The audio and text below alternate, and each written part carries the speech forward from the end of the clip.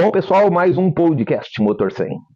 Sou Jairo Domingos, fundador dessa abençoada empresa há 31 anos. Já é uma vida que temos nessa empresa. Hoje estamos aqui com o setor de vendas, né? O nosso gerente de vendas da Matriz, Rubens. Seja bem-vindo, Rubens. Obrigado, Jairo. Rubens, você está aqui há 6 meses, correto? 6 meses de casa já, velho. 43 anos. 43 anos, já bem vividos, né, Rubens? Bem vividos. Rubens, te apresenta um pouquinho, fala aí pro pessoal, e eu quero saber de você os desafios que você enfrenta no seu setor. Certo. Bom, pessoal, primeiramente uma satisfação estar participando aqui desse podcast junto com o Jairo, né, o diretor da empresa, aí, o fundador aí, o head aí da Motor 100, né? Meu nome é Rubens, então, né, tenho aí uns 15, 16 anos aí de experiência no mercado de autopeças, né? Hoje estou aqui como gestor comercial da Motor 100 Matriz, né? Já trabalhei em outros distribuidores também na parte de gestão, né? E os desafios, né? Não mudam, só muda o endereço, né, Jair? É isso aí, é bem assim. Ô, Rubens, a gente sabe que muda o endereço e os desafios continuam, né? Hoje tu tens uma equipe bem diversificada, né? Parte é no home office, a outra parte é em loco na sala de vendas ou então o pessoal que atende o balcão. Como é que é esse desafio para você, assim, de organizar e gerenciar uma equipe dessa forma? Sim. É a primeira vez, né, que eu tenho uma equipe em home office, né? As equipes que eu tive... Rubens, isso a pandemia nos trouxe, né? Nos trouxe uma novidade, né? A gente evoluiu e a gente cresceu com a pandemia também. Verdade, então tivemos novos conceitos também de venda, né? Novas avaliações de vendedores também, né? Com certeza. Então foi uma mudança para todos nós, acredito.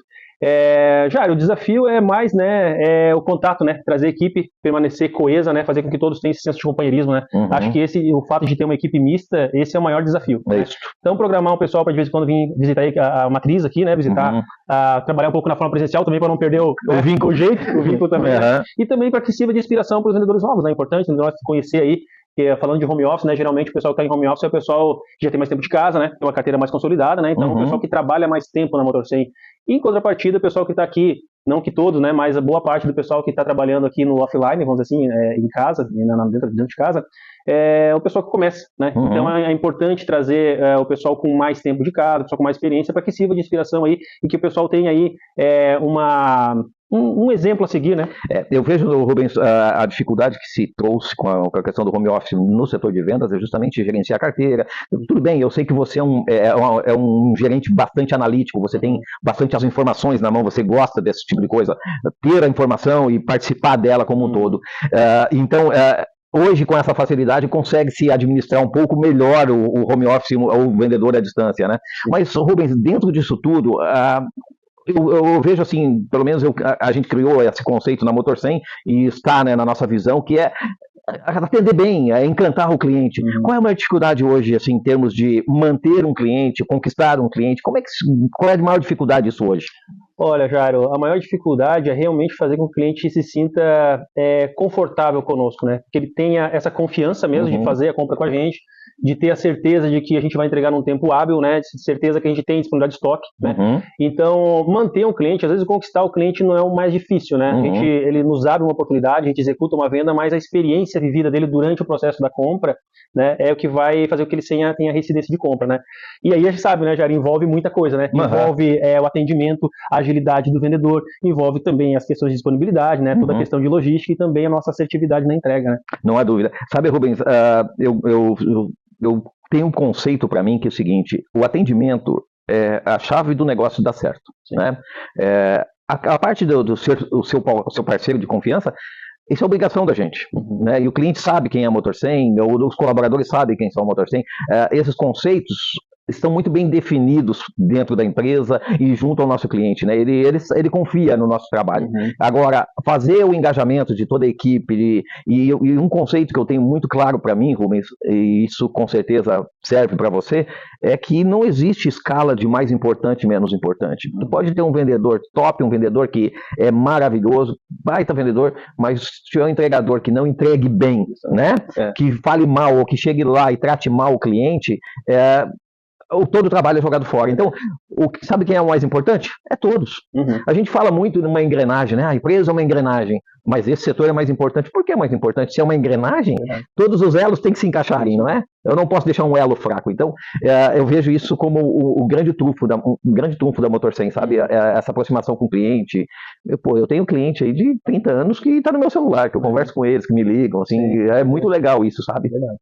Importante, essa aproximação. Hoje a venda, né, o sucesso da venda, ela está vinculada no relacionamento, né, Jair? Então, assim, a questão preço, muita gente foca na questão preço, mas ela vem em terceiro, quarto lugar, né? Porque quando você transmite a própria confiança que a gente fala aqui mesmo, você conhece seu cliente, você mantém um relacionamento não só de compra e venda, mas também de amizade, né? Uma coisa que envolve muito mais outros valores, né, Jair? Com certeza. Até mesmo em entrevista a gente conversa com os meninos que querem participar aqui da nossa equipe de vendas, né? E na entrevista você vê o entusiasmo no olho da pessoa, né? E se a pessoa trabalhar com esse entusiasmo no dia a dia, né?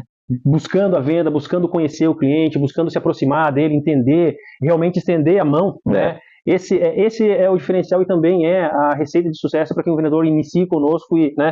Rubem, você falando isso, me veio à cabeça algo que é bem, assim, acontece com muita frequência. Nós temos muitos colaboradores nossos que saem por uma atração, por algo muito atrativo num concorrente, eles vão atrás de um sonho, e eu fico feliz quando isso acontece, porque é a lei natural das coisas, a gente não consegue reter as pessoas por muito tempo, mas é impressionante o índice de retorno, ou de querer retornar para a empresa, isso é muito por causa da forma que tratamos as pessoas aqui. Muito da forma que tratamos. Mas, Rubens, assim, falando assim, especificamente da dificuldade, ou então dos desafios bacanas que acontecem no dia a dia, para manter um cliente, você já deixou claro que é o relacionamento, que é a aproximação, que é essa confiança que o cliente tem no que a gente vende e na forma que tratamos isso, né? Entra também a questão preço. A questão preço, claro, não é o fator de decisão, mas é importante. A Motor 100 tem um preço competitivo, senão não venderia o que vende hoje, né? Então, ela tem um preço competitivo. Obviamente que ninguém ganha 100%, né? Isso não há dúvida. Mas, assim, para aumentar a minha positivação junto àquele cliente, como eu faço para... eu participo de 40%, eu quero participar de 50%, de 60%, de 70% do negócio dele. Qual, assim, a grande sacada para que isso aconteça? Jair, a grande sacada para que a gente cresça volume no cliente, né, é a gente trabalhar também o aumento de ticket médio na nossa venda no cliente. Era um ponto que eu queria falar com você. Então, assim, quando o vendedor se coloca numa posição passiva de vender simplesmente o que o cliente nos solicita, né, ele perde oportunidades. Né? Então, assim, nós temos aqui vendedores diferenciados, né, que conseguem entender uma cotação que chega pra gente, um orçamento, né, em cima daquele orçamento, ofertar e colocar mais itens, né, que numa dessas aí, até mesmo na lista lá do comprador ficou faltando.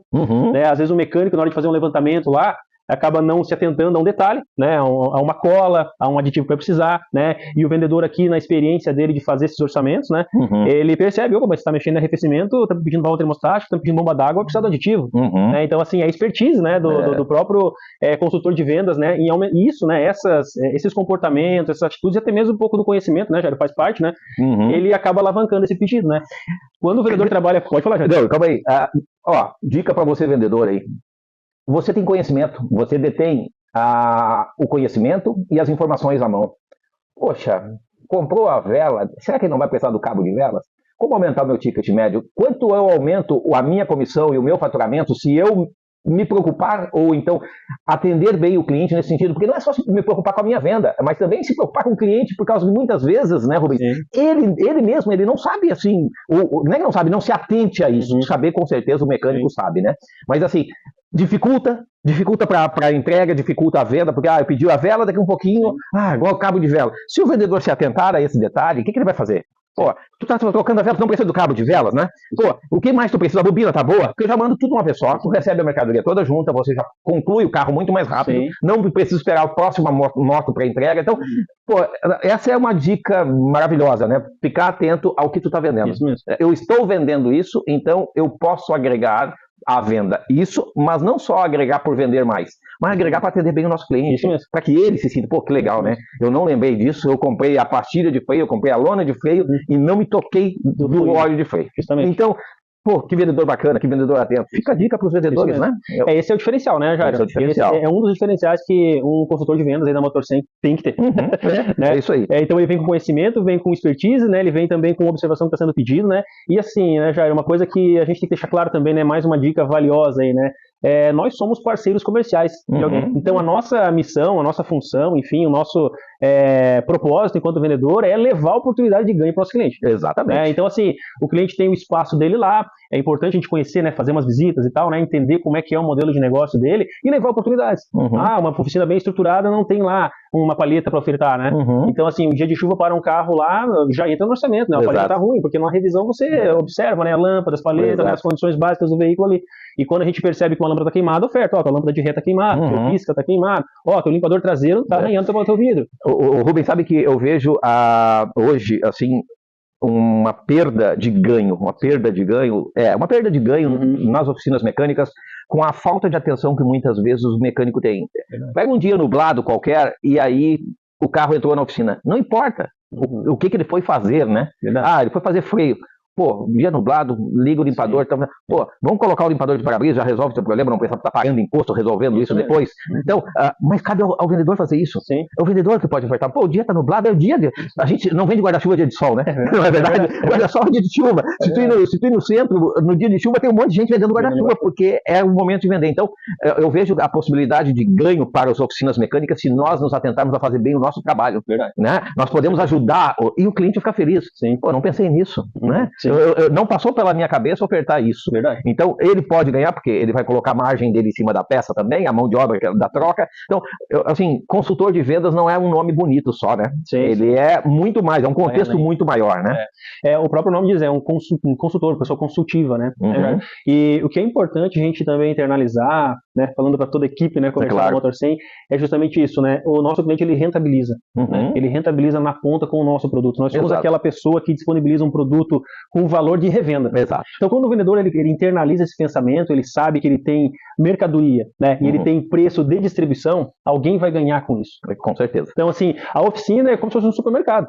Né? Então, o pessoal compra insumos aí, cereais, e coloca lá o preço de varejo de venda. Nós temos aqui o nosso estoque direto de fábrica também, com, né, já, com custos mais acessíveis, né? Na verdade, dentro da nossa esfera, com custo bem competitivo, né? Com certeza. Mercado. Mas lá na ponta, no preço de varejo, a gente leva oportunidades. Não há dúvida. O vendedor que internaliza isso, entende isso, né? É como se trabalhasse para você. Exato. Jair, eu tenho aqui, o que eu posso vender a mais? Né?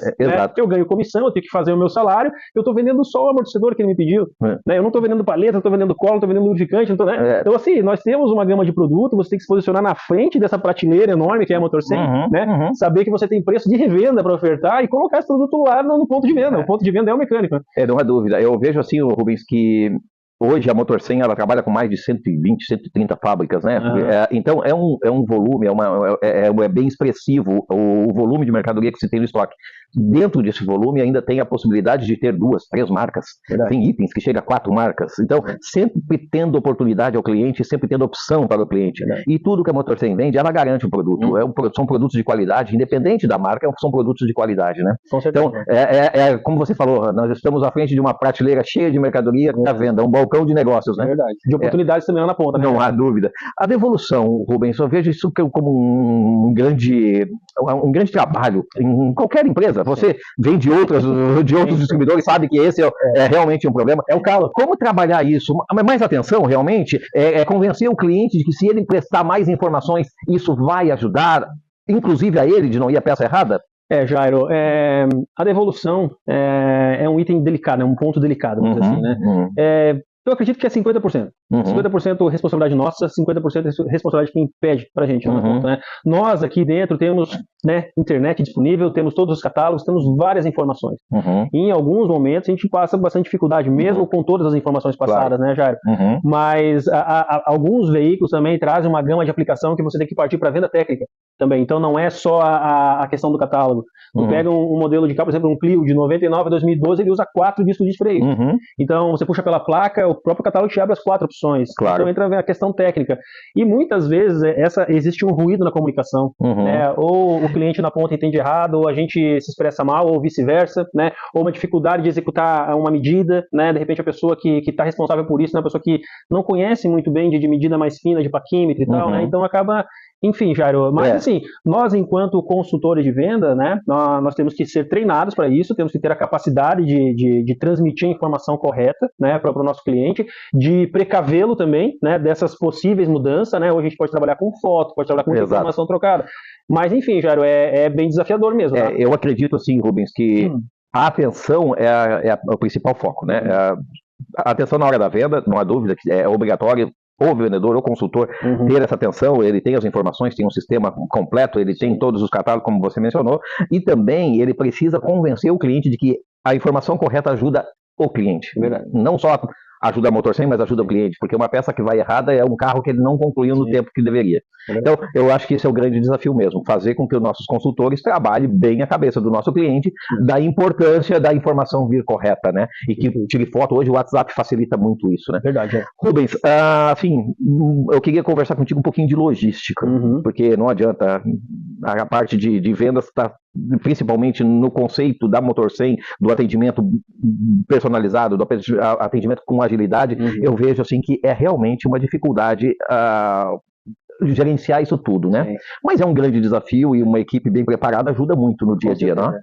Jairo, comercial e logística como fosse corpo e espírito, né? Corpo e alma, né? Não há dúvida. Pelo menos no plano material, não existe sem o outro, né? Não há dúvida disso, que os dois andam juntos, né? É verdade. Mas assim, a questão logística, ela começa já lá no nosso recebimento, né, Jairo? Então, assim, para a gente prestar um serviço de qualidade, de agilidade, a organização interna ela já começa, né? Nós temos uma equipe muito boa aqui, nós temos processos e procedimentos, né, Jairo, que nos alinham em relação a isso.